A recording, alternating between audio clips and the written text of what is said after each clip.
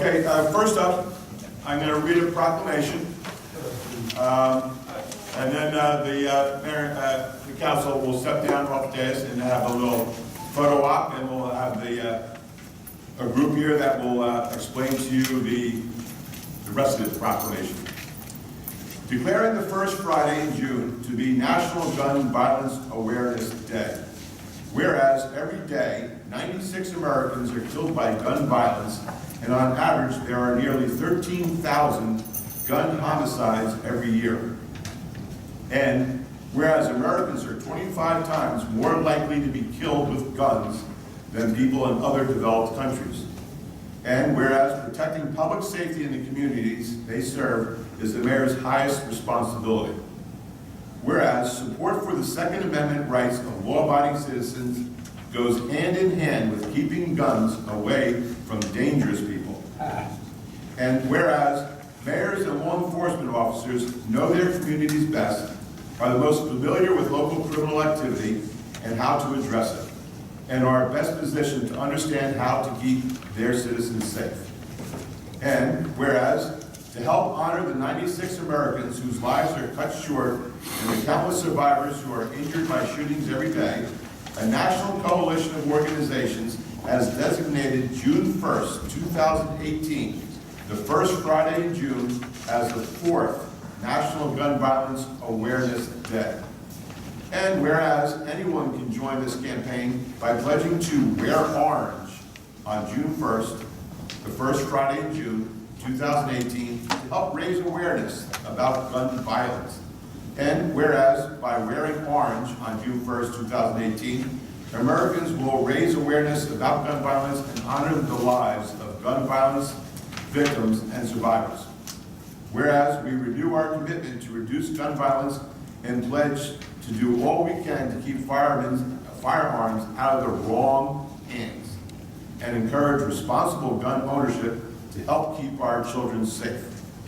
Now, therefore, be it resolved that the Mayor and Council of the Borough of Belmar, County of Monmouth, State of New Jersey, declares the first Friday in June 1st, June 1st, 2018, to be the National Gun Violence Awareness Day. If we could step down off the dais, we have some people coming up.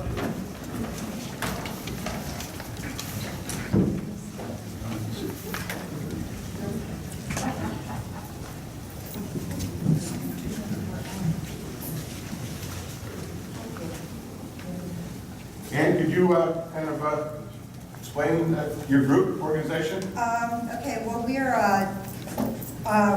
I'm just going to say thank you to Mayor McGovern and the Belmar Borough Council for giving me the time to speak about declaring National Gun Violence Awareness Day. My name is Ann Owens. I'm a resident of Belmar, and I'm a member of the Monmouth County Group of Moms Demand Action for Gun Sense in America. Much like Mothers Against Drunk Driving, Moms Demand Action is a nonpartisan, grassroots movement begun right after the Newtown school shooting in 2012. While fully supporting the right of law-abiding citizens to own firearms, our goal is to reduce the 36,000 deaths every year through sensible legislation, raising awareness, and by promoting gun safety. I sincerely thank you for announcing this proclamation for National Gun Violence Awareness Day in Belmar.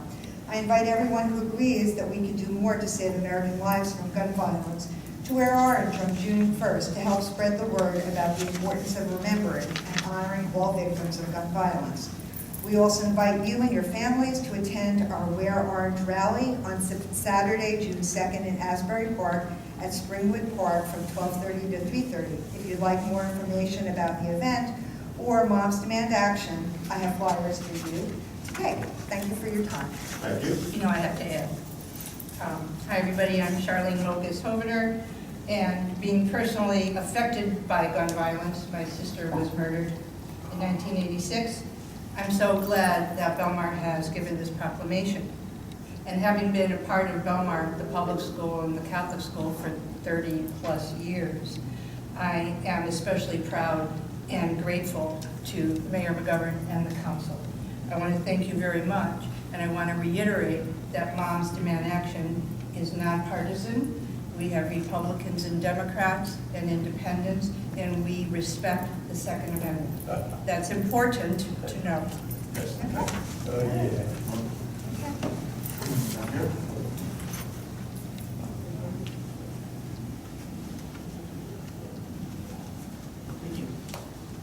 Dr. Biden. Oh, sorry. Snuck up behind you.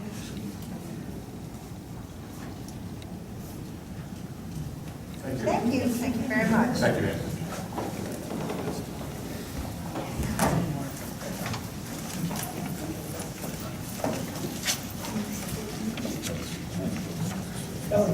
What do you do? Mayor McGovern, I'm gonna leave so I can get home before the hail. No, you can't go. Okay. Thank you, Shirley.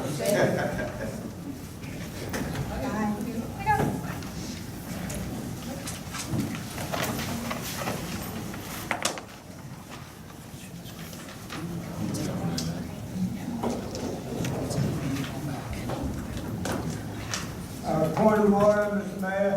I'd like to protest the thinning veil attack on the Second Amendment. Political attack on the Second Amendment. Please, let's not have it again. We have The council committees will do next time, actually. we'll do it next time? Yeah, do it next time. Okay, why don't we call up the local redevelopment, River Avenue, Greg?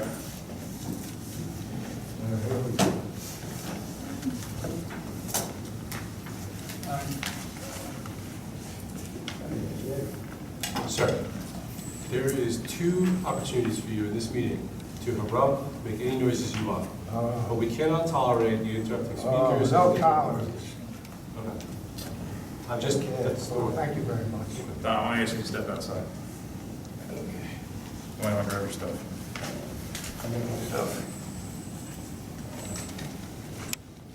You know, I can put it in the point of order. Outside.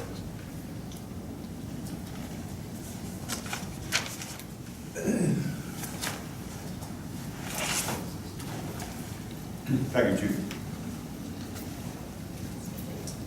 Yeah, what do you say? Good evening, Mayor and council members. My name is William Wolf.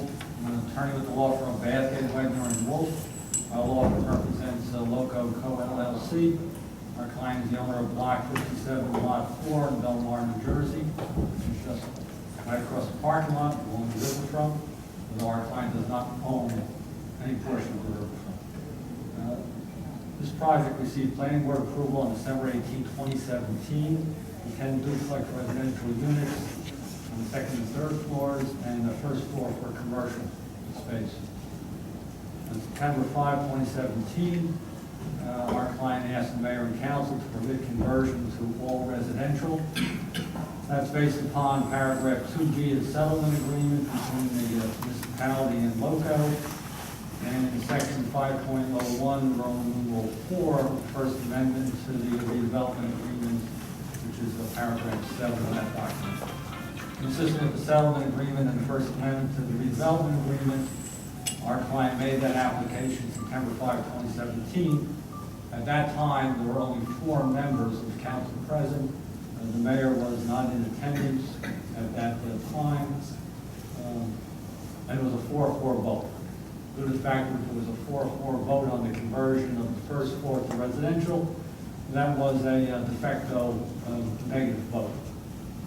It was not, as I indicated, a vote on the merits of the application, but it was a technical denial. The Loco believes that all residential is a better option for the development. Our client had an informal meeting with certain members of with the mayor and certain members of the borough administration to discuss the potential of converting the first floor to all residential.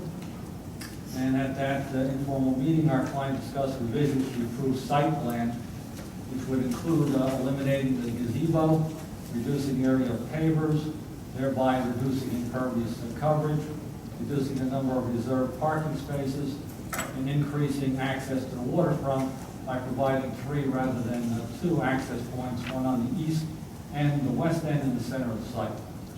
Tonight, Loco is asking the mayor and council to reconsider the concept of the residential conversion to to a total of 16 residential units.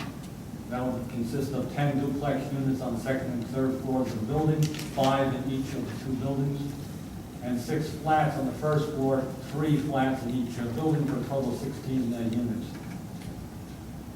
Currently, the approval of the planning board permits LOCO to dedicate 38 parking spaces for the residents or users of the LOCO site. The proposal is to reduce that 38 reserved spots to 28, resulting in 10 spaces potentially available to the public. The 28 reserved spaces would be allocated as follows: 20, 2 each for the 10 duplex units, and additional 6, 1 each for the 6 flats, and 2 discretionary spaces for a total of 28. Our client submits that there are many public benefits associated with the conversion, including a high tax rateable, privately owned units rather than rental units, off-site parking for all units, less effect on parking and traffic flow on the public streets than 10 residential units and commercial space. The proposal of our client, in our opinion, promotes the public welfare stated in sections A, C, D, E, G, H, I, J, and K of NJSA 40:55D-2, which is the beginning section of the municipal land use law. Based upon the conversion, there would be less demand for public services than a mixed-use configuration, such as reduced sewer capacity, less garbage, less movement to and from the buildings. It would be the catalyst for development of an underutilized area of the borough and an anchor for emerging upscale residential development. All residential units would obviously generate less flow to the pumping station and sanitary sewer lines. Our client has also not asked for a pilot, unlike other developers.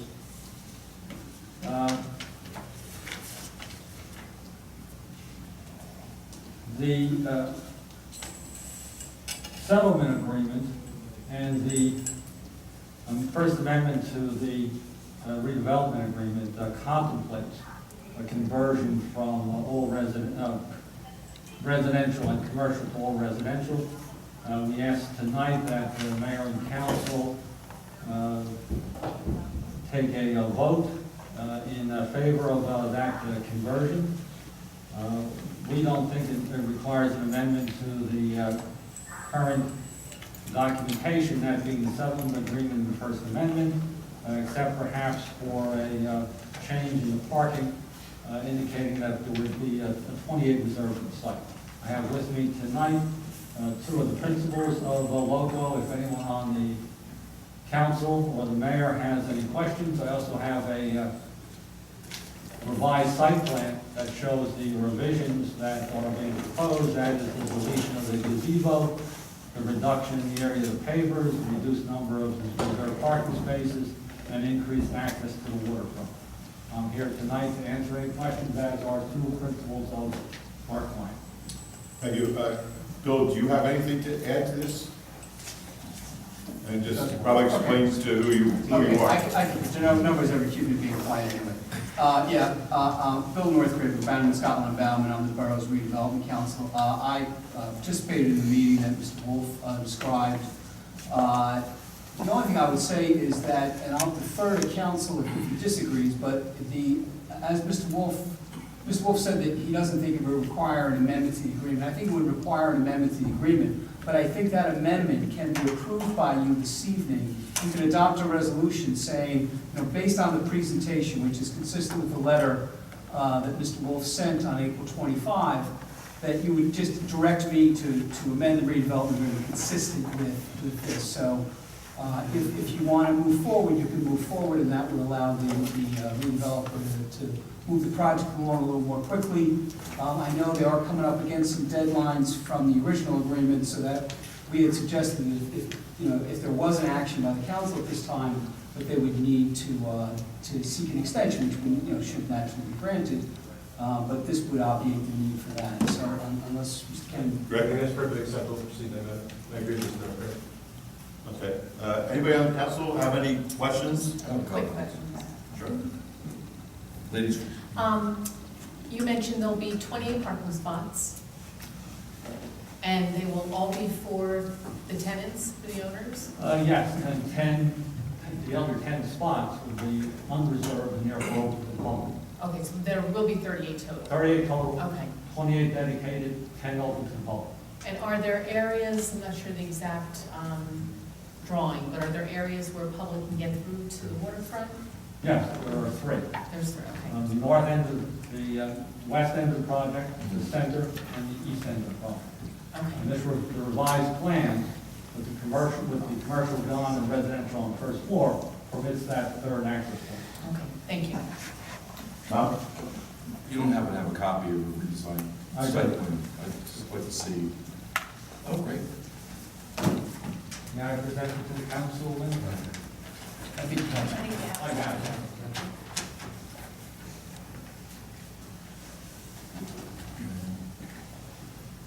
I would assume, and I think, I am very interested in making sure that the public can get access to the walkway under the bridge.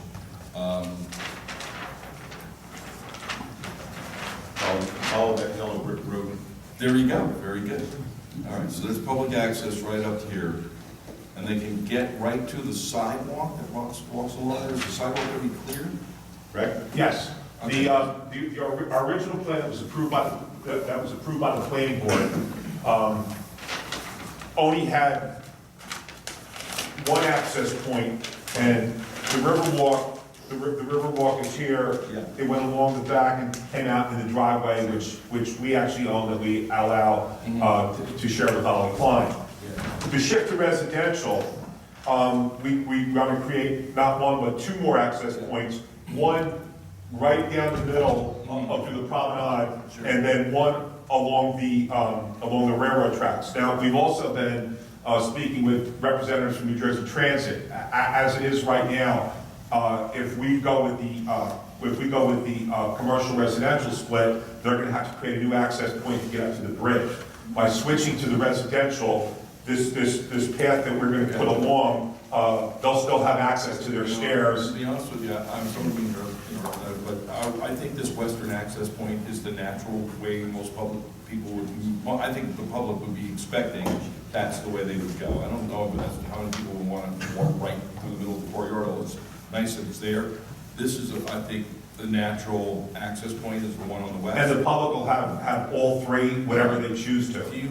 My question would be about signage. I'd like to make sure that people can see that this is, somehow there's a sign to Riverwalk and let people know that they can go down this way. We as long as we'll be happy to work with a member of the council of what you would want regarding signage. Again, I agree, there's no reason that we couldn't have signage on all. Okay. Because again, everyone that comes from the west that goes underneath the bridge right now, they have been going along the westerly track because of the way it was constructed.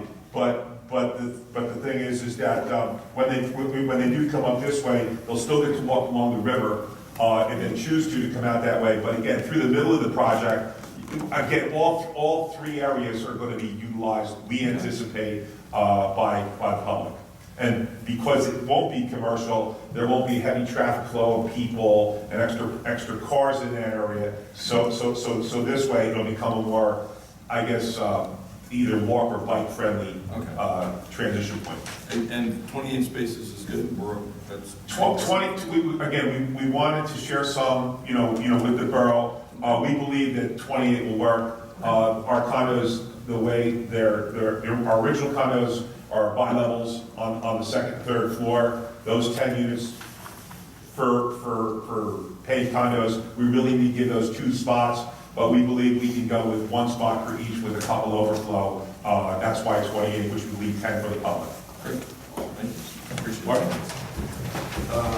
Yeah, I'm fine with the project. I mean, in the area that it is, making it all residential, I think would probably benefit everyone. So, yeah, I'm fine with the project. Mark? Will the access to Riverwalk, will that be stairs or is that going to be a ramp access? ADA, Everything is ADA compliant. Actually, two of them are ADA compliant. The east one and the west one, if you, because we're in a flood zone, the base elevation of the buildings is about 3 feet higher than the existing grade, so there are steps to come up, so they would have the option of walking up the steps and walking down the steps in the middle. There's no way really to ramp that, but again, there's handicap access on both points, so if they want to go east, or west, they have handicap access. If they want to walk up and down the steps, they have that opportunity also. and will those pathways have lighting for the evening? I would Yeah. expect you'd see a lot of traffic coming from clients during the marina or vice versa. We have a couple of different lighting options that we're going to have a retaining wall, and in the retaining wall we anticipate put lighting which is similar to the lighting along the Riverwalk itself, which is actually part of the railing system that they have there. But we plan on putting we have some light poles that we basically plan on putting up down there or whatever we need to do. Yeah, that's a nice look. And in regards to the flood zone, the first floor being residential now, where is their elevation? Where would their elevation certificate be above base flood elevation? Base flood elevation, I believe, is 1 foot over, which is 10. We're at 11.5, so we're actually going to be, Belmar's 1 foot over the base flood grade. We'll be 1.5 foot over that for the first floor of residential. Okay. So I believe we're 12.5, which, again, we were all here for Sandy, and water came in at probably in that area about 3 feet over the top. So we'll be probably 1.5 foot over that for that elevation, because we plan to have a step up in on the first floor. But whether it was commercial or residential, we still plan on the 12.5 first floor. Okay. Thank you. I think residential in this area is probably better than retail. I agree.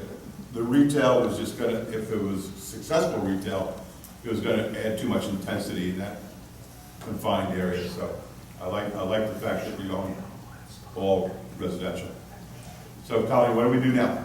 Well, as Mr. Northgrave recommended, you can essentially vote on a resolution modifying the redevelopers agreement in accordance with the presentation and the details of the letter of April 25, 2018, and the concept plan that was also provided. And you're gonna expect me to remember that I make a motion to modify the Well, resolution? if we could, Mayor, what I would perhaps I suggest, I'm gonna like I'll suggest what some you're gonna say language. here. I'll suggest some language, and if it's agreeable to council, someone can say motion and second. So the resolution you be adopting this evening would be to authorize the amendment to the redevelopment agreement reflecting the April 25, 2018 letter from Mr. Wolf, the concept plan attached thereto, consistent with the presentation made to council this evening. If that's acceptable, then a motion and a second and a vote would authorize that action. Motion? Motion. Second. Councilman Brennan? Yes. Councilwoman Nicolay? Yes. Mayor McGovern? Yes. Councilman Wasserberg? Yes. Councilman Levin? Yes. That's it. On behalf of my client, I'd like to thank the mayor and council, as well as the professional consultants, the attorneys, the engineers that represent the municipality. Our client is very grateful for the amendment, and our client believes, and I think this board recognizes the benefits to the conversion of all residents. Thank you. Thank Do you. you have an approximate timeframe when it will be completed? I know it's hard to, but I'm just wondering. Right now, where we're at is that our architect is in the midst of doing the final building plans for planning board. We actually, when this meeting came up a couple of weeks ago, we contacted our engineer because we're going to have to put pilings on the site, and we held him up till after tonight. We still hope to start construction sometime this summer. That's our plan. Again, we have to, in order to get our permits, so we have to have our foundation plan first, which, he's still a couple of weeks away from finishing. But we fully anticipate applying for permits at some point this summer, because while the market's there, we really would like to start construction on this project, That'd be great. I really appreciate what you guys did here. I really do. Thank you, Bill. Thank you very much, everybody. You stay, we will like. Next for the workshop discussion, Did you all get a copy of the zoning board's annual report? Is there anything on there that you have questions about?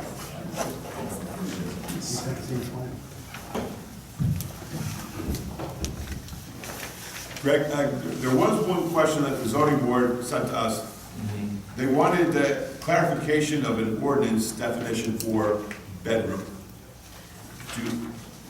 I don't know in our ordinance if it must be a little bit vague, that the board adjustment is asking us for a more concise definition. We're going to take a look at that and provide you with a memo for the next meeting. Maybe some suggestions. I'll also speak to Mr. Kennedy, get his opinion where he ran into issues in specific circumstances that we're trying to I can do that for you, Mayor. No problem. I think April has the definition pulled up. Do you want her to read it for the? Sure. Sure. Yeah, April? so it says, a bedroom shall mean a room or portion of a structure with the principal function of serving as sleeping quarters. So the zoning board issue came up because if someone submits plans, they can have 5 rooms, and they say on the plans that 4 of those rooms are bedrooms, and they label the 5th room as a den. And then they don't count it in their parking calculations and other requirements. So the zoning board was looking for some guidance on should they really be counting that as a bedroom because it could be a bedroom, or is there any kind of language that could be added to the ordinance to help them look? Since I stayed mayor, one of the things I've done in other places is I've run into this very problem with people building supposedly 2-bedroom units and they turn into 3-bedroom units, which, as you know, has a significant impact. What we've done is, and I think the American Institute of Architecture, somebody has a definition. If you make the doorways a certain width and if you make the windows a certain height, they cannot be used as a bedroom. It would be in violation of your construction code. So the way the zoning board and planning board can get around that issue is say, okay, if you're saying bedroom, if you're saying room 5 is a den, then it has to be 8-foot wide doorway, and the windows have to be 5 feet from the floor, and they can only be 2 feet high, or whatever the actual numbers are. But that's, yeah, that's. But then it wouldn't be uniform exterior. Right, well, but there's ways to do it. I mean, there's ways to build it in, yeah, there's ways to build it in architecturally, but it basically prevents it from being used as a bedroom. And if it was being used as a bedroom, your construction code official, zoning official can go in and say, you're in violation. Easier for your construction code official. Right on site. Yeah, so it's just an idea if it works for you, great. So Greg, you can look into that. That makes sense to me. Because there was, in April, while you're here, they had another question. If a garage is to be used for something other than for parking, would that affect the parking calculations, and if so, how? Can you explain that? Sure, so the garage definition says it's a building used for the parking or temporary storage of automobiles, and that's it. When everybody knows that garages are not usually used for cars, they're more for storage. The zoning board's had a few people say they want to have an office on the half-story or an art studio or something like that. And then it gets into, well, how does that affect floor area ratio? Could they make that room a bedroom, and does that affect parking? So they were looking for some guidance from either the mayor and council or the planning board on whether or not we want to allow other uses in a garage besides just parking. How do they determine parking for a house? By the number of bedrooms. By the number of bedrooms? Not by, so if they lose the garage, they can't build another garage for more cars or anything like that, right? Well, they still have to provide the number. Right. Yeah. They have to, Whether it's in a garage garage or. counts as part of their parking requirement. But if they're not gonna use it for parking, then But they're I already think, short of for space. the purpose of construction, it needs to be considered a garage, otherwise it's an accessory structure, right? I mean, Correct. Garages have certain requirements where it has to be fireproof, drywall, it's going in. You can't have carbon monoxide leaks, and I think as construction, it should be built to those standards, regardless of what you're going to use it for. If you're going to use your garage as an art studio, I don't think there's anything in here that prohibits you from doing that. It still needs to be built as a garage. Well, that would be all the requirements of an architect, presented plan, but. Well, the zoning officer takes this understand that this definition of a garage, it says automobile storage only. So even technically, they look at it as storage of bicycles and beach equipment and things like that isn't allowed under the ordinance, even though that's what everyone uses their garage. But it's temporary storage of the car. So I can temporarily store my car there next year. Right. As long as it could easily be converted to be able to store a vehicle, I think that would be okay. Rick, did you get a list of this? Yeah, I got that, yes. Can you look at that, see if we can tighten it up and answer the questions to the planning board? Yes. I'm going to reach out to the zoning board attorney to get a better flavor for whatever particular garage issue. Thank you, Mr. Attorney. I'm not sure we could regulate bicycles in the garage. Certainly, can we? Well, I think what the zoning officer is pointing out is actually, the fact that people are using it that way technically violates the zoning ordinance. It doesn't appear that the council would want to prohibit beach equipment and bikes from being in the garage, or we probably would be here very long. So I think you want to square what's happening on the ground with what the ordinance said, and that's really the real point. I can certainly do that. I just want to ask about some of the instances that came up, so I get an idea what people are doing out there. The last two bullets mentioned in that memo, one refers to the placement of parking or driveways in between the front facade of the house and the sidewalk. And then the second one, which we've all been very well aware of, is with raising and elevation of homes, the consideration of some kind of design standard in terms of what is wrapped around that elevation. So these are areas, topics that we're aware of. These may be appropriate for referral to the planning board for their discussion and recommendations. I think on both of these issues is something that we might want to refer to the planning board if you guys would like to pursue that. Well, I'd like to talk on the issue of elevated houses. I can speak on this one personally. Yeah, but your house is a little bit higher now after that storm, huh? 8 feet higher. And I will say, having to put siding down to the, extend my siding down by 4 feet would have cost me somewhere in the ballpark of $5,000 to be able to do it. So for people who are already going through the financial hardship of having to elevate their house, this is another burden that is going to be hard to swallow. I mean, I agree it looks unsightly, but I think to force people to do it is not in our best interest. I think people want to do it. I certainly want to do it, but I'm going to do it at the pace I can afford to do it, not all at once, especially if you're trying to get your contractor to finish up and wrap up the construction. I mean, you have to front a significant amount of money already to get these houses elevated. So fortunately, I think we're already beyond most of the Sandy recovery with people elevating their houses. But if we were to experience an incident like that again, I think it would be a significant financial hardship that people would have to do. Are there other ways to do this aesthetically as opposed to Yes.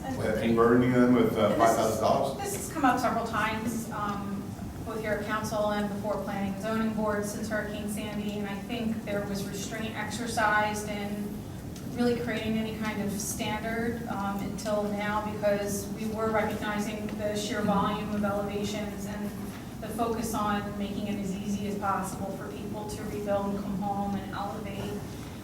So I think there is a spectrum of options we've looked at in the past, anything from suggestions of lattice to painting to siding. And I think that is the kind of thing that your planning board can make recommendations on. And it would come back here for your approval. It would have to go back through an ordinance change. Can I ask a question? Okay. What about the cluster development thing? I can explain that. So there's a section of the ordinance that allows for multifamily cluster development, and the zoning board actually has an application before them now that is trying to do what the ordinance allows, but they don't comply with it because of the way their lot is situated. So their lot is actually only a couple feet smaller than what that ordinance requires in order to do this type of development, so they're asking for variances. And the way their lot is configured, it also doesn't comply because they have to build the townhouses going sideways and like north to south, whereas this ordinance says that the townhouses are supposed to be built east to west. So the zoning board was wondering that if this is the type of thing that's gonna come up more often when these larger properties are starting to redevelop, should the ordinance be tweaked to allow, like some variations to the types of development so that they aren't coming for variances for violating the ordinance even though the spirit is there. And again, that could be a recommendation of planning board, Yeah. like that would workshop that for you Yes. and send you some recommendations. Yeah, why don't we do that? Sounds good. Okay, we'll do that. And on the driveway issue, just to clarify what that is, we have an ordinance that says you're not allowed to park in your front yard. So what happens is on a lot of the smaller lots, they have a driveway, but since you aren't allowed to park in the front yard, that area of the driveway technically doesn't count as a legal parking space. So there's a lot of people asking for parking variances because they only have one other spot behind that initial spot. So they wanted you to look at that ordinance as well and see. Explain that again to me. In other words, they have a small lot, they have a driveway on the side of the yard, Right. but they can only pull in far enough so So that... you have a 40-foot driveway, that would give you 2 parking spaces. But technically, the first 20 feet is in the front of your house. And by our ordinance, that is not a legal parking space because you're not allowed to park in your front yard, even though everybody does, they park there. Sure. So technically, they only have 1 parking space and their house might be a 3-bedroom requiring 2 or 3 parking spaces and they need to get a variance. So we could tweak the ordinance to say if it's a driveway, then you can park in it. You could count the spot towards your requirements. Sure. Yeah. Why not? Like, since that's reality of the situation as it is now, anyway. Yes, I think it's based on some old school. So thinking. where are we going to do that? Are we going to do all that at a council meeting, or are we going to ask Greg to... I would recommend that Mr. Cannon speak with our planning board attorney and we ask them to workshop these various issues and send forth their recommendations for you guys to consider as a future law. Great. There was one more issue on the bottom here, the increasing the special meeting fee from Oh, yes. $500 to $1,000. Yes. This is in relation to a large number of applications we're getting, or? Yes, the zoning board, every once in a while gets a little backed up and they'll get a request for special meetings. And they felt that since they're doing a second meeting that month, not because of necessarily need, it's the applicant wanting to move forward quicker or jump the line, they felt that the fee should be Oh, they asked for a special meeting for their for application. their application because they don't want to wait in line. And I would offer from a budgeting perspective, and there's going to be an introduction of the budget tonight. I would certainly encourage you to consider at least increasing that special fee if it is going to help somebody kind of advance their application ahead of the line. We incur costs to staff Sure. those meetings and process them, so. That extra $500 would probably just cover our costs also, Yes. right? Okay. We're not making money here. Yeah, we don't want to lose money Correct. on someone else's application. Okay? Just like, just finish up on the workshop discussion, we all know that there were tentative plans for what we call Brandywine, which would be a development of this property that would build us a gymnasium, a police department, administration building, plus a parking garage and apartments. And we're planning on going up to as high as 5 stories, is that correct? That's correct. But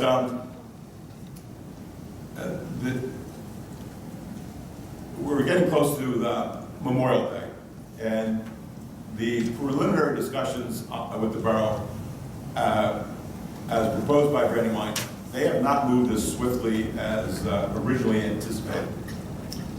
I personally think it's a little bit too close to summer, too much is going on in Belmar to kind of be dealing with an issue that's this important to Belmar.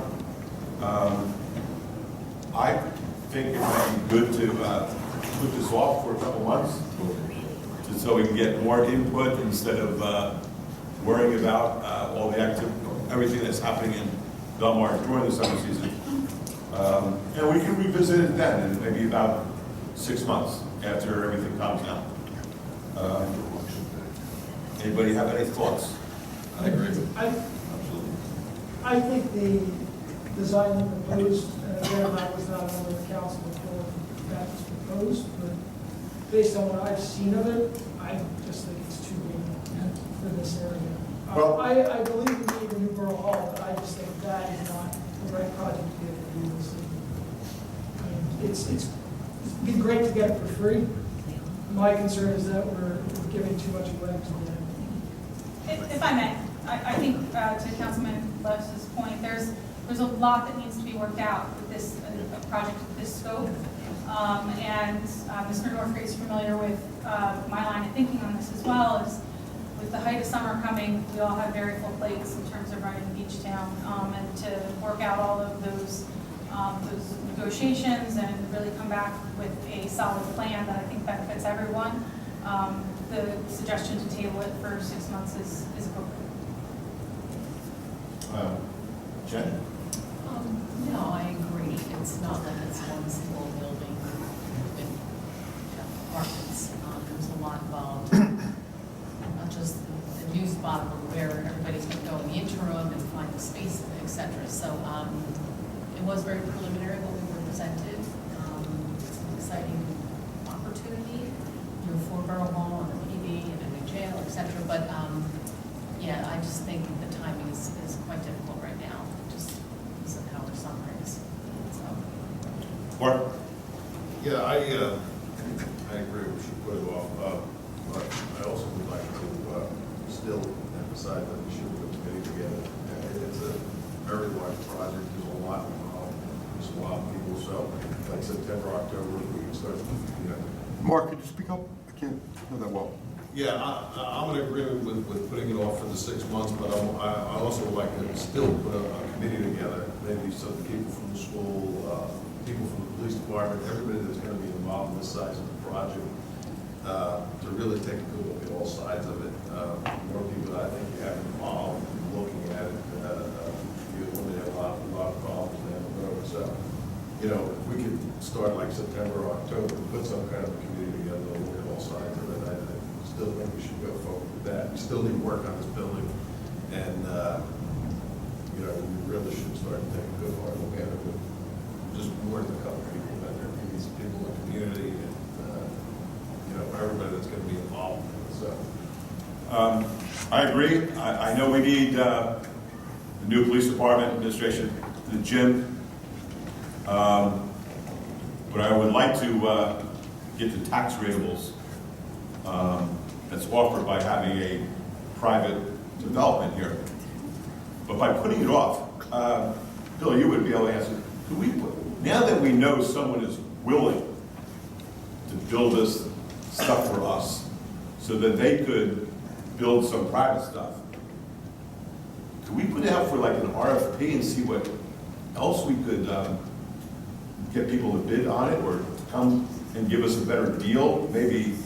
Maybe a smaller deal, a smaller amount of apartments. And what do you think, since you're into this? Yeah, you certainly could do that. I think a lot of these things are really driven by the economics. Yeah. So you're going to need to, maybe the way to, and I think it's part of, Colleen and I were discussing part of this, and it's kind of, like I need, for me to be involved, for your financial advisor to be involved, I need the attention of the BA and the council.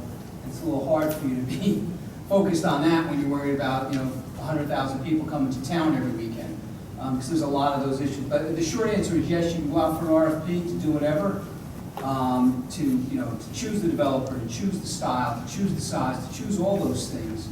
One of the things you may want to do, though, is even before that, and maybe we can get started on that in September or October, is to look at what it might be. What are the dollars being thrown off?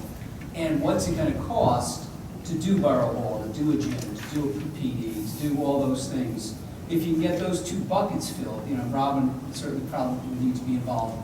We'll figure out all those costs, because that's. She one just part- gave you a dirty look. Yeah, I'm sure, but I will promise to bring donuts from Bayonne every time I come though. But yeah, so you need to fill those two, you need to identify and then fill those two buckets, and then that will dictate, because it may very well be that, you need, X number of units to meet, the expectation, and then you can build from there. Then you can lower your expectations or raise the.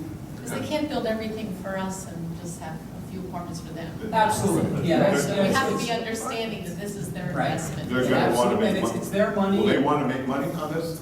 Unfortunately, they probably will. I mean, most developers come to town, they want to just make sure you're happy. Goodness of their heart, right? That's it. But yeah, so that's why you have to balance those two issues out.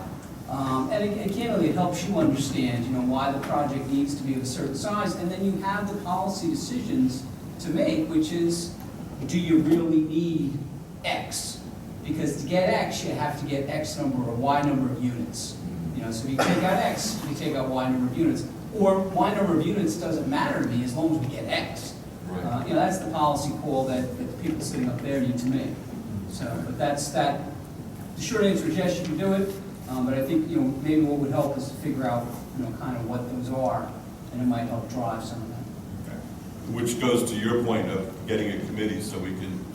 Know exactly what we want and, And then put it out. And then, see what we're able to settle for, get, Well, then you also have the option, this is similar to the Main Street Bridge, right? You can look at all options, not just, How do you think the development of the rebuilding of the bridge might affect what we want to do here?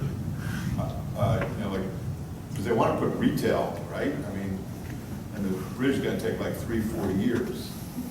Well, and again, it depends on how quickly those projects progress in parallel and whatnot. But it certainly could have some logistics and traffic impact during the time of construction. But I don't think long-term it would be prohibited. So someone would still, you think, likely to bid on building something here, even though they know the bridge is going to be built? You've got a decent market here, so. Yeah. And the bridge is gonna get done. And the bridge- and actually the That bridge- would be their benefit. That's exactly the council. It's the long term is probably, their benefit. The improvements just make everyone's life easier. Yeah. All right, thank you very much. Thank you. Now we move to petitions. Is there anybody in the audience that want to come forward and offer a petition? Seeing none, we'll move on to the approval of minutes. Jen, you want to read that? I move that the minutes of the regular meeting held on May 1st be approved as recorded and that a copy thereof be posted on the borough's website. I'll second. All in favor? Aye. Okay, moving to reports of council. Councilman Levis? yeah, the only thing I have to report is that the Shark River Cleanup Coalition and the American Littoral Society are going to be tagging ocean crabs on the Elm Street Beach. They're going to be starting tomorrow night at 8:30. We're looking for volunteers. There was training at 7 o'clock. Everyone missed. But I'm sure they'll take volunteers. If you have a drill and a flashlight, they'll happily take you and let you tag some ocean crabs. Very good. That's all I have. Mark? Thank you, Mayor. The only thing I have is we had a Harbor Commission meeting, still talking about marketing, and Kathy from Captain is going to help the Harbor Commission with doing some, along with the business partners, to try to market some of the marina. We thank her for that. And the other discussion that we had was whether we were going to have permanent parking or not. And the code owners, and it's on the agenda tonight. So that's all I have. Tom? Thank you, Mayor McGovern. I don't have much. Two things. I hope everybody saw the letter in Tap Into and in CoStar, where I thank all the merchants for their support for the fundraiser over at the Belmar Elementary School, the township fundraiser, which was great, and the kids were really amazing. It was pointed out to me that I forgot to thank one of the people who's been the most helpful and has been a supporter of this event since it started, and that's Pat Texta at Nostalgic Nonsense Vintage Clothing. She makes sure that every kid who's in the program, every kid who participates, wins something from her. And it's very, very generous. It's worth hundreds of dollars. And I just want to thank Pat personally and the public for all her support.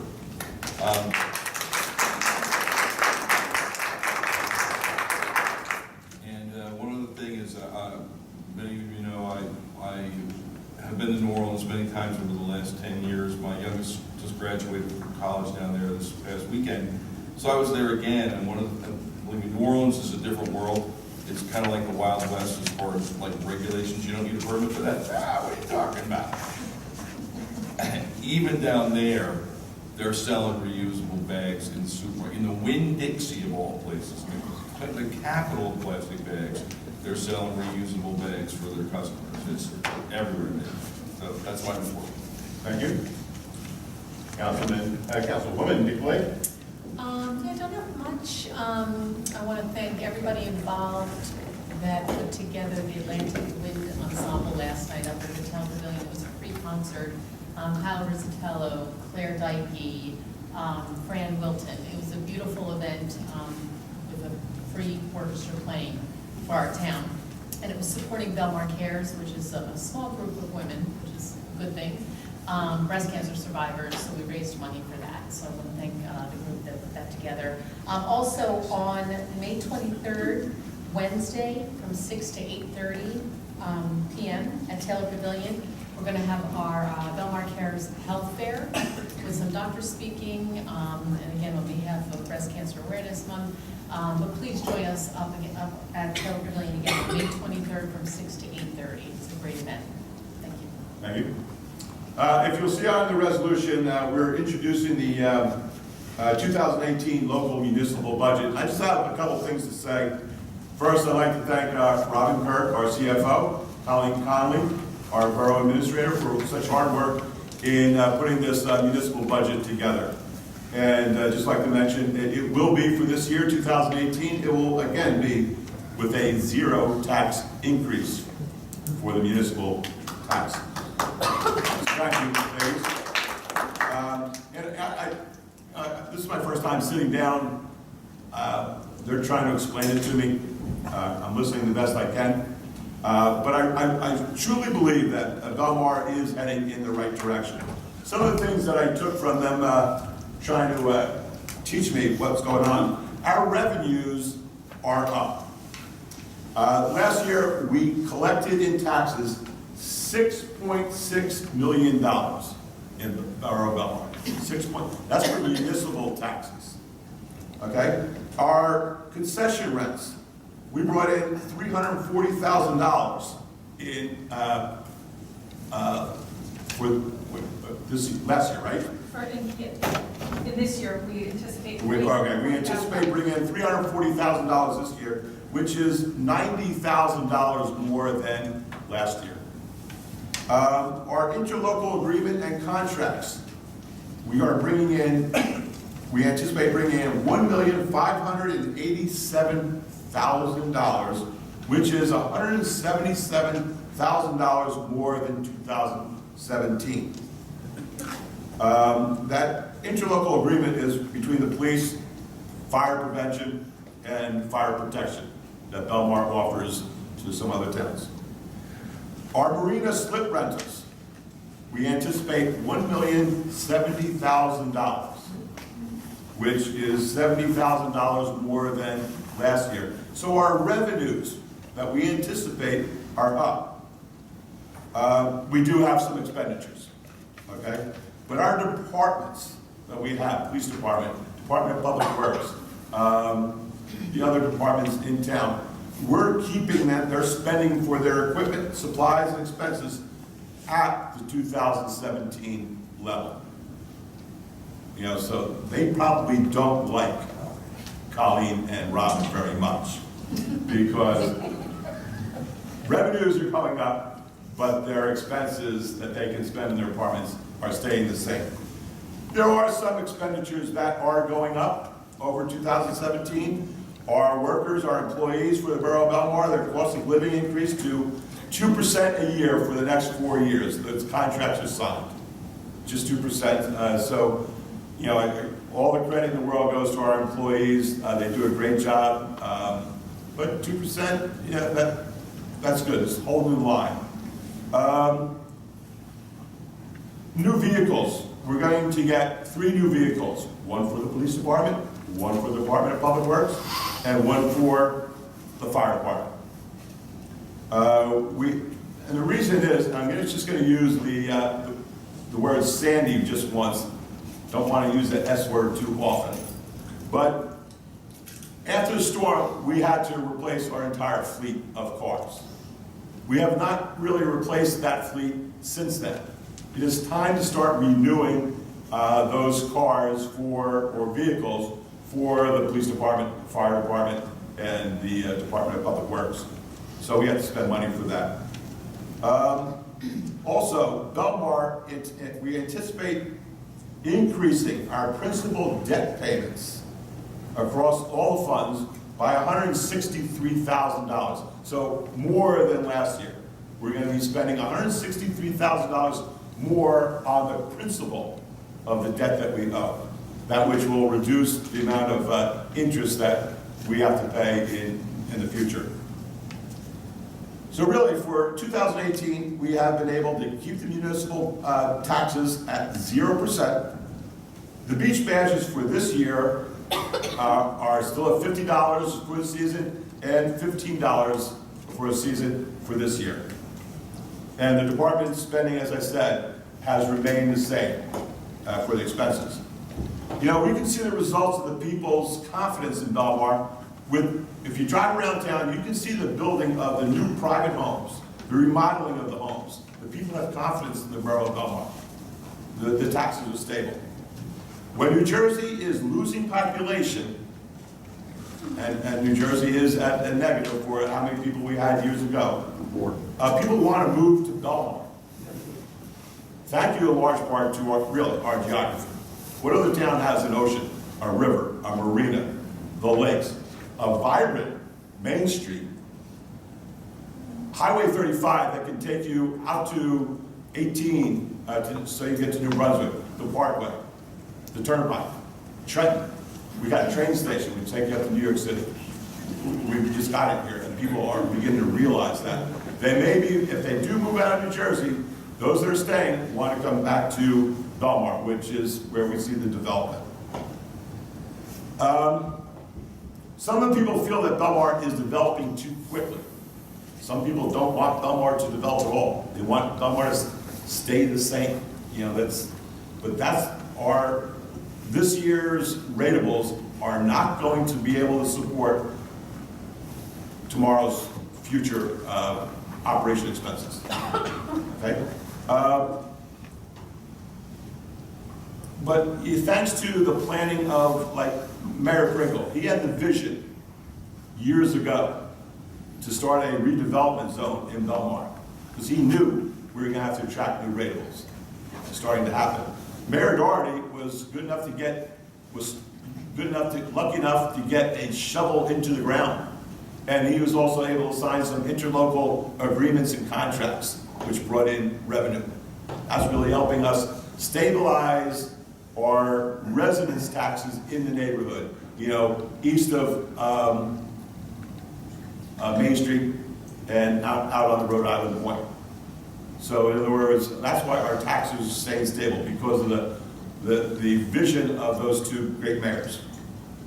So, in honesty, in 2018, we are now reaping the benefits of the years of smart planning by Mayors Pringle and Doherty, and we keep Belmar, we know Belmar's pointed in the right direction. So that's my point on the municipal budget that we're going to vote on today, but it will be introduced, we're introducing it today, and Robin is hanging around to answer any questions, probably during the public portion. Is that correct? Really, at this time of introduction, that's really all it is. We're going to have a public hearing in 2 meetings time. And that's really where Robin does her pretty PowerPoint presentation, and there'll be a lot more back and forth. Robin is here with our auditor, Chuck Fallon, tonight to answer any preliminary questions that members of council may have. But there is no, past the resolution calendar, there's not a public hearing on it per se. Okay. So if any council members have questions for Robin, that's time to strike while the iron's hot. I've asked most of my questions, and Robin has. So we've all met with her, right? No, I haven't had a chance. Not yet, you were away, but we will catch up. Mark, Okay, great. do you have any questions for Robin? No, good. Chad? You're not a rookie at this, right? No, I'm not. And I do thank the council that have met with both myself and Colleen so far. We have about a month. We have several more meetings if you're continuing to go through things. For the public's information, our auditor, wonderful auditor, did bring our state document this evening. We'll be signing it. It'll be scanned and up on our website tomorrow. Also, if you actually want a paper copy of it, please just contact April, and you're more than willing to go through these 74 pages at your leisure. And then we will have a public hearing and any questions, or any questions ahead of time. We're always available, even to the public, before the actual hearing in June. So, okay? And I do appreciate if you raise that miscellaneous revenue by $500 for a special meeting for the planning board, because it is things like that this council has moved forward with over the past 10 or 15 years. Granted, don't want to keep taking money out of everybody's pockets, but if we can save the taxpayers, if people do request something special from us, those are other revenues that can help cover our costs without having to increase taxes. Thank you, Robert. Next on my report, there was a police unity tour. We had policemen Tom Cox, Tina Scott, Mike Yee, Kevin Jones, and Phil Bonham. They rode their bicycles 300 miles and they returned yesterday. Tom, I see you sitting here. Do you want to stay or do you want to stand up? I mean, you might be a little sore, right? I'm okay. Can you tell the audience exactly what the unity tour is? Yeah, it's a tour that's held, I'm not sure what year it started, but it's a tour for officers who died in line of duty. We ride from here to DC. We meet up with other chapters throughout the tri-state area and from California, Florida, and some other states as well. And we meet at RFK Stadium is our end point, and we ride it all together into DC to the police memorial. I think this year there was over 2,000 riders that rode in at once into the memorial in DC, which was a very moving experience. And I have to say that we had good weather this year. A little foggy on 2 mornings, but otherwise it was, the ride conditions were pretty good. Over the past 5 years when I rode, we had days where it was brutally hot. We had days where it was cold, windy, rainy. So this year was a pleasure to ride. We had good weather the whole way. So. What's your route? We don't give out the route. They don't even tell us the route. So, you know, You're not on the parkway, or? We were. Yes, Whoa. we had a fun encounter with watching traffic being stopped everywhere. So, and some of those stops in traffic were morning rush hour, afternoon rush hour. So yeah, we interrupted lots of traffic from here to What's the total mileage? First leg was 88 miles, second leg 51, third leg 83, last leg 50. Oh. How do you feel? Just want to add, it started Sure. in 1997, it started in Florham Park, New Jersey, and it's international now. Tom ran with riders from Florida, Maine, and California. Very good. Congratulations. Great job.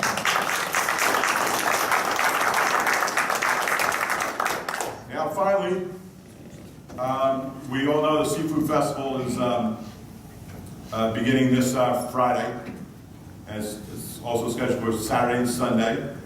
And I had, for a couple of years, an idea, and Mary Brabazon this year has agreed to help me out with it.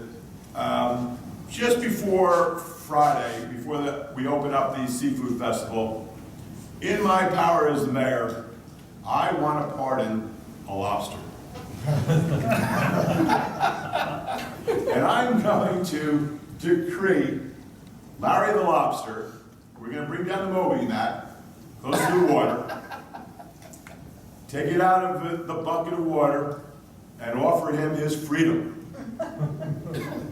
And hopefully, he'll crawl in to the water. What I'm afraid of, I don't want a WKRP Cincinnati fundraiser disaster that Les Nessman had when they threw out live turkeys from an airplane, when the turkeys didn't fly. So I don't want to see this lobster drown. I don't want to see some shark suddenly come up as soon as we release the gallon. But I want to make it, I think it could go over pretty well. Belmar pardoning a live lobster. I think it's going to be a 5-pounder. And release it into water. I don't know how it'll go. I hope it goes well. Take the rubber bands off. Yeah, Not Larry, lucky. Lucky Larry the lobster. LOL. So about 3:30 at the 5th Avenue Beach, we're going to pardon a lobster so that he can escape the Belmar Seafood Festival. And we'll have a lifeguard there, hopefully. Put him on maybe a kayak, because I don't know how lobsters do in the surf. And take him down to the inlet and put him near the jetty so he can enjoy the rocks. And hopefully live the rest of his life, free of butter, restaurant menus, whatever. All right, so that's my report. Next, we move on to the consent agenda. All matters. Public session. Oh, public session. Sorry. Public session on the resolutions only on the agenda. We will continue to have a public session at the end of this meeting. Anybody that has anything to say about the resolutions that are on the agenda, step forward. Seeing none, I make a motion to close the public portion. All in favor? Aye.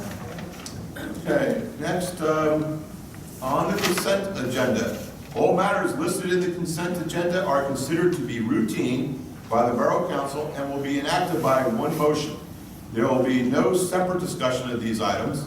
If discussion is desired, then the item will be removed from the consent agenda and will be considered separately. Do I have a motion to accept the resolution? Council. I'll make the motion. I'll second. Okay, Councilman Brennan? Aye. Councilman Nicolay? Yes. Mayor McGovern? Yes. Councilman Lucifer? Yes. Councilman Lennon? Yes. Okay, moving down to the ordinances. Ordinance number 2018-4. This is for second reading and public hearing. This ordinance amending and supplementing Chapter 19, Traffic, of the revised general ordinances of the Borough of Belmar, Section 19-46, handicap parking spaces, and Section 19-15, parking prohibited during certain hours on certain streets. Anyone interested?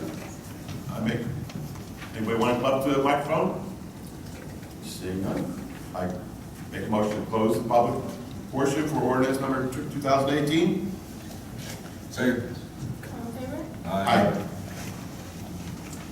Now I make a motion to vote on ordinance number 2018-4. Anybody have a second?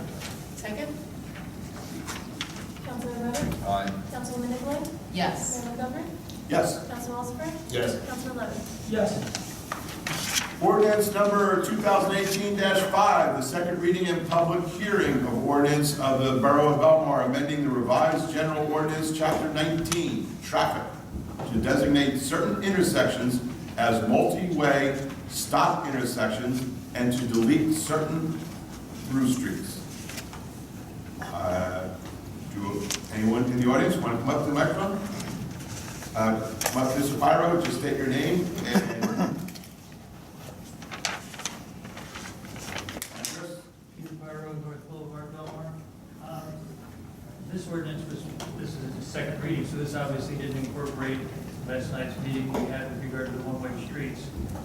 Question, when will an ordinance be introduced with regard to the revised one-way streets with regard to 19th Avenue and 20th Avenue? If I may, this ordinance was introduced and has nothing to do with the one-way streets. This is about stop signs. And certainly reflective of the meeting that we had last night, that most of you were at, you plan to bring forward a modification to the one-way street ordinance at your next meeting on June 6th. Thank you very much, Colin. Thank you. Thank you, Mr. Bachman. Anybody else? All right, seeing no one else, I have one comment on it. Okay, sure. I just noticed when I was reading this at home, the 13th Avenue and K Street intersection is listed as a one-way stop sign, but I noticed it actually is a multi-way stop right now. It is. Yeah. Greg, could you take a look at that 13th and K? There was one where it was, I have to forgive me, I go back to my notes, but there was one where it's a multi-way stop now, but then to implement the B Street through plan, or, I'm sorry, the one of the through streets plan, you had to take it out. We'll take a look at it. It's up by K Street, Okay. so it shouldn't be influenced by the. Yeah, by it's all the way, the- you're talking all the way up by the marina and, I do think it's ministerial in nature. I think we can So you probably mean, fix it. okay, I follow you. So there, you saw something in the existing on the ground. it's not a change in the ordinance. The existing ordinance says that 13th and K Street, there's a stop at 13th Ave. That's true, but there's also a stop on K Street. Probably should say multi-way instead of, It should be in the multi-way Yes. instead of the, okay. I think we can just fix that. Sure, we can put that on, I'll be talking about June 6th apparently, so we'll take care of both at the same time. Great.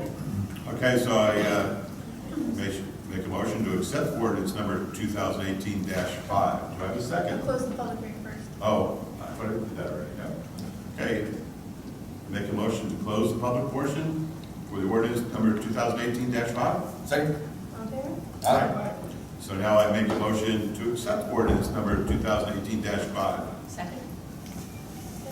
Councilman Brennan? Aye. Councilman Nicolay? Yes. Mayor McGovern? Yes. Councilman Osmer? Yes. Councilman Levis? Yes. Okay, second reading and public hearing for ordinance 2018-6. Now we're open for public comment. Seeing none, I make a motion to close the public comment for ordinance 2018-6. Do I have a second? A second. All in favor? Aye. Now I make a motion to accept, no, I make a motion to, vote on ordinance 2018-6. Second? Councilman Brennan? Aye. Councilman Nicolay? Yes. Mayor McGovern? Yes. Councilman Osmer? Yes. Councilman Levis? Yes.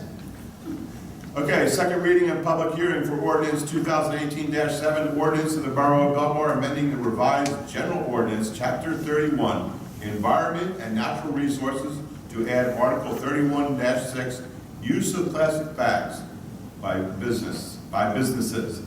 I make a motion to open up the comments to the public. Seeing none, I make a motion to close the public portion. Second? All in favor? Aye. Now I make a motion to vote on ordinance 2018-7. I'll second. Councilman Brennan? Aye. Councilman Nicolay? Yes. Mayor McGovern? Yes. Councilman Osmer? Yes. Councilman Levis? Yes. Okay, this one's going to be a first reading and introduction for ordinance 2018-8. Ordinance of the Borough of Belmar amending the revised general ordinance, chapter 19, traffic, to clarify certain parking restrictions and to move and designate certain reserved first responders parking spaces on Ocean Avenue. I make a motion to introduce the ordinance. I'll second. Councilman Brennan? Aye. Councilman Nicolay? Yes. Mayor McGovern? Yes. Councilman Osmer? These here spaces that are just being moved to the new pavilion, is that what it is? It's actually moving them across the street. So right now, the designated spaces for first responders are on the east side. Right. And are taking up slots that could otherwise be revenue generating slips during the summer. At the request of the Department of Public Safety, these are being moved to the west side of Ocean Avenue, thus freeing up some more parking slots on the east side. It's Right, so it'd be reallocated. like in front of the Mayfair? Essentially, yes. Yeah, right. Yeah. Yes. Councilman Levis? Yes. Okay, next, first reading and introduction for ordinance 2018-9, an ordinance of the Borough of Belmar, County of Monmouth, State of New Jersey, to exceed the municipal budget appropriation limits and to establish a capital bank NJSA 40A:4-45.14. That was tricky. I make a motion to introduce the ordinance 2018-9. Second? Councilman Bennett? We do this every year. This is, it's good practice in the state of New Jersey to ensure, it's an insurance policy on future years' budgets. Should we have to exceed the cap, we do not anticipate that, we do not need that this year, but it is good practice to do. Councilman Chamberlain? Yes. Mayor McGovern? Yes. Councilman Osmer? Yes. Councilman Levis? Yes. Okay, now we move to the public session. I ask if you to come forward, raise your hand first, come forward, state your name and address. We'll go like 5 minutes because there's other people that want to speak. If we can answer your questions, we will. We will try not to get into a debate. If we need further research, we'll try and get back to you. So, is anybody? Yes.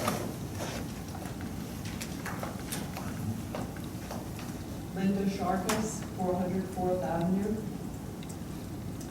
Driving around town, I've noticed there's a number of box trucks parked in residential areas, as well as a bus parked in somebody's driveway. Are there any ordinances that preclude parking of those vehicles within residential sections of town? They're in driveways, but people don't expect to have commercial vehicles be in their neighbors. So I was wondering if there's anything on the books. I know we have an ordinance about parking boxcars on trucks. Tom? Yeah, I have to research it, but I believe that, I think during the day, it's okay, and then there's a time limit at night, and there's also a weight on vehicles for overnight parking. I believe there is something on the books in reference to buses being parked in driveways. Like I said, I'd have to research it and determine if that's the case. Okay. The bus is used for, as an ice cream truck.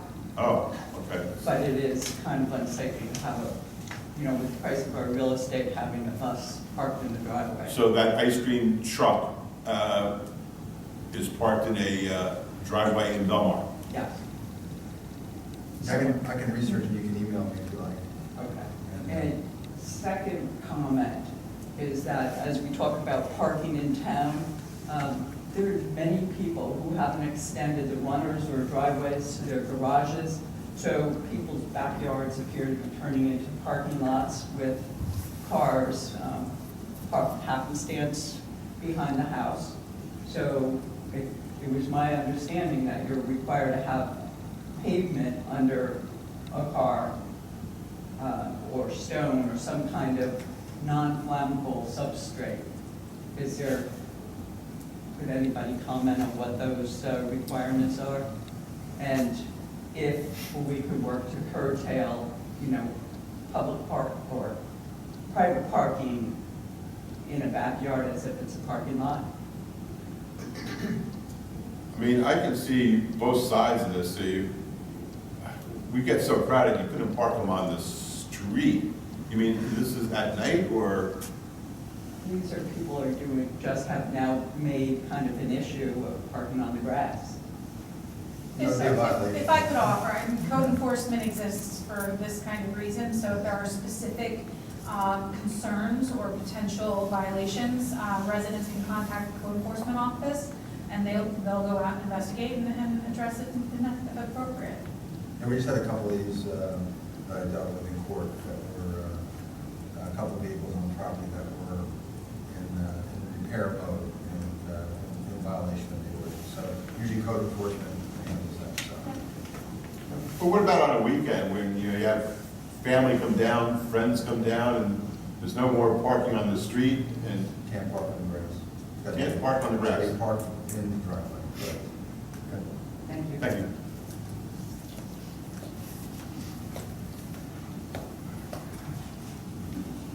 Next, Dave.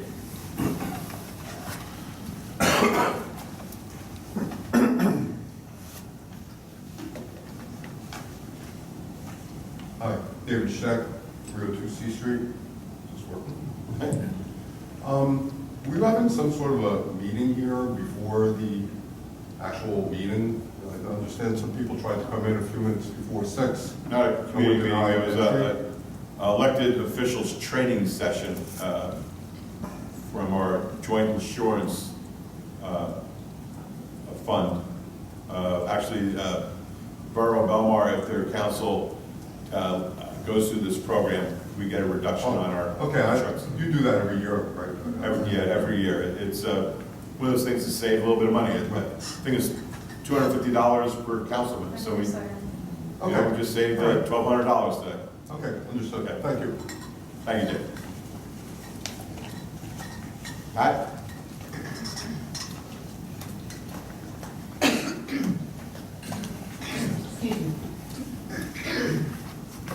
Patricia Texa, I own Nostalgic Nonsense Vintage Clothing at 903 Main Street.